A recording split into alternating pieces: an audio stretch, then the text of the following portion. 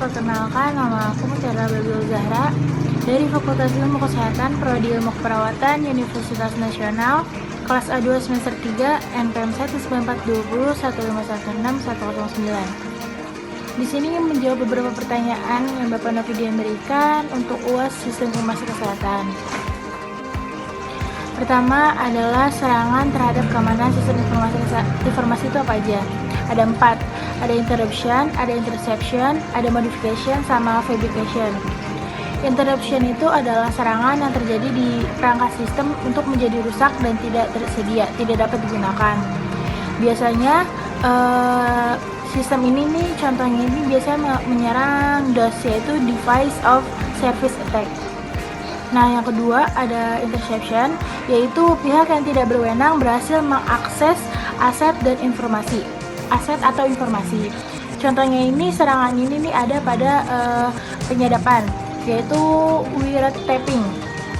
Nah, yang ketiga ada modification, yaitu pihak yang tidak berwenang tidak saja berhasil mengakses, tetapi dapat juga mengubah tampilannya.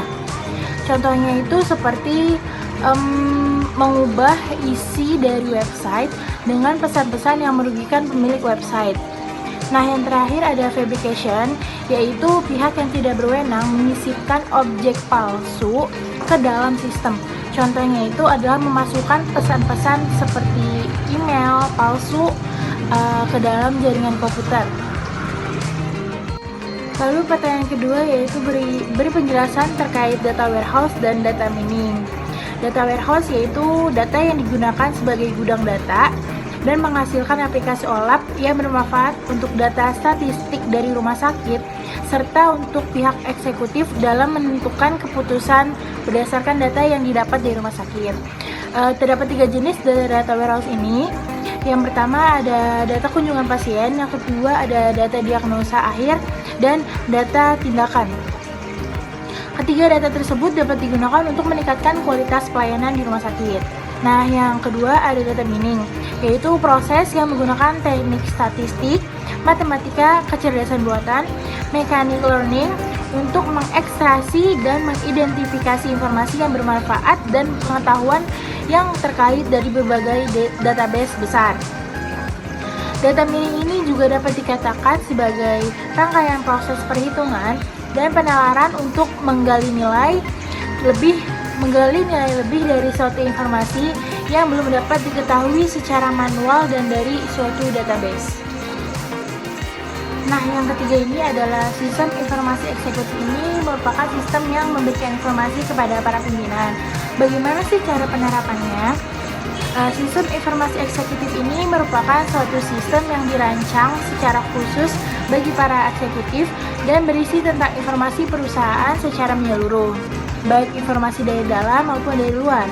Eksekutif sistem ini dibuat untuk memudahkan eksekutif senior dalam membuat keputusan.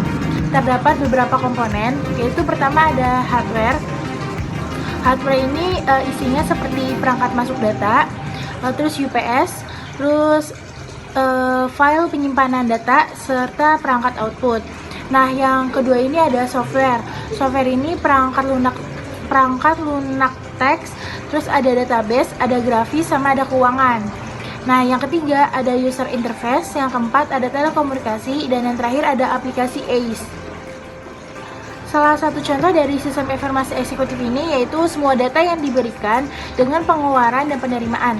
Bagi pimpinan, eksekutif data ini sangat berguna dalam penyusunan CSF, yaitu Critical Success Factory. Informasi tersebut harus berupa data jangka pendek yang mempunyai perubahan ekstrim untuk informasi eksternal yang dibutuhkan oleh eksekutif meliputi data pelanggan, pasar, pesaing, dan pemasok. Misalnya pada Departemen Akuntansi atau Keuangan mengumpulkan informasi tentang berapa banyak uang yang diterima dan dikeluarkan selama 3 bulan terakhir. Selain itu, Departemen Pemasaran ikut memberikan informasi tentang data konsumen, bagaimana kinerja pesaing dan pemasok. Nantinya semua data itu diberikan kepada pimpinan eksekutif sehingga mereka bisa mengambil langkah terkait produksi produk atau layanan kesehatan rumah sakitnya untuk 3 bulan ke depan. Orientasi utamanya adalah kinerja perusahaan atau rumah sakit tersebut di masa depan. Dan pertanyaan terakhir mengenai analisis SWOT pada saat ini.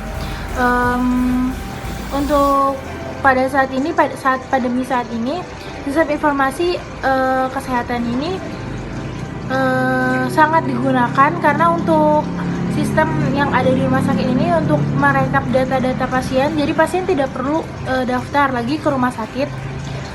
Jadi mereka tinggal mengisi aplikasi yang disediakan oleh rumah sakit, lalu mereka mengisi data dan tinggal tunggu tanggal dan waktu kehadiran mereka untuk mengunjungi dokter.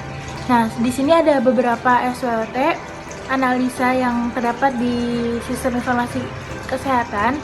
Pertama itu untuk strength, kekuatan. Di Indonesia telah memiliki berbagai legislasi terkait sistem informasi kesehatan undang-undang. Yang kedua yaitu tenaga pengelola kesehatan sudah mulai tersedia pada tingkat pusat, provinsi, kabupaten, dan kota. Lalu indikator kesehatan telah tersedia. Lalu telah ada sistem pengumpulan data secara rutin yang bersumber dari fasilitas kesehatan pemerintah dan masyarakat. Contohnya itu seperti kayak kalau di masyarakat puskesmas, posyandu, ada juga mungkin yang udah di perkotaan seperti rumah sakit. Nah, terus telah ada inisiatif pengembangan sistem informasi kesehatan oleh beberapa fasilitas kesehatan seperti rumah sakit yang tadi sudah saya sebutkan. Lalu diseminasi data dan informasi telah dilakukan. Contohnya itu hampir semua provinsi dan kabupaten kota menerbitkan profil kesehatan. Yang kedua ada weakness, kelemahan, yaitu sistem informasi kesehatan di Indonesia ini masih sangat terfragmentasi, yang artinya itu dia belum terintegrasi dan dikelola berbagai pihak sehingga terdapat flow informasi. Jadi masih banyak informasi yang kurang paten, kurang diketahui kebenarannya. Nah, lalu ada legislasi yang ada belum kuat untuk mendukung integrasi sistem informasi kesehatan. Lalu tenaga pengelola sistem informasi kesehatan ini masih kurang diakui perannya. Pengembangan karir tidak jelas dan belum ada jabatan fungsionalnya. Dan itu terbatasnya anggaran untuk mengelola sistem informasi kesehatan ini. Terus masih lemahnya mekanisme monitoring dan evaluasi audit sistem informasi kesehatan. Lalu kualitas data masih bermasalah nih, masih belum akurat, masih belum lengkap, waktunya juga masih belum paten. Dan terakhir, penggunaan data ini oleh pengambilan keputusan dan masyarakat masih sangat rendah.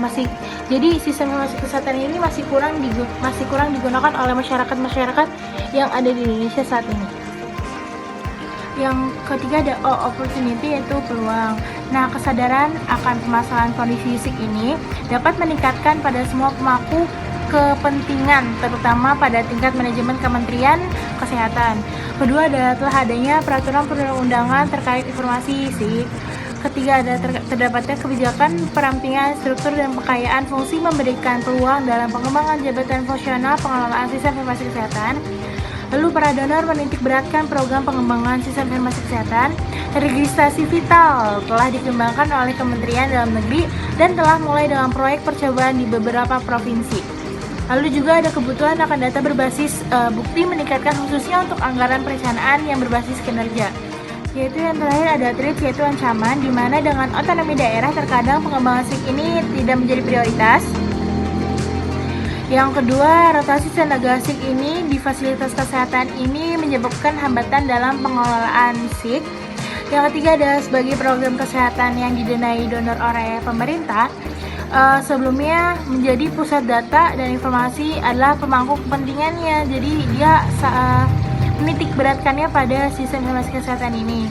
Keempat ada komputerisasi data, terutama menuju data individu ini meningkatkan resiko terhadap keamanan dan kerahasiaan. Dan terakhir ada kondisi geografis Indonesia, di mana infrastruktur masih sangat lemah di daerah terpencil, sehingga menjadi hambatan modernisasi sistem informasi kesehatan. Nah, Sekian penjelasan jawaban UAS yang saya berikan, kurang lebihnya mohon maaf. Wabillahi taufiq wal hidayah. Wassalamualaikum warahmatullahi wabarakatuh.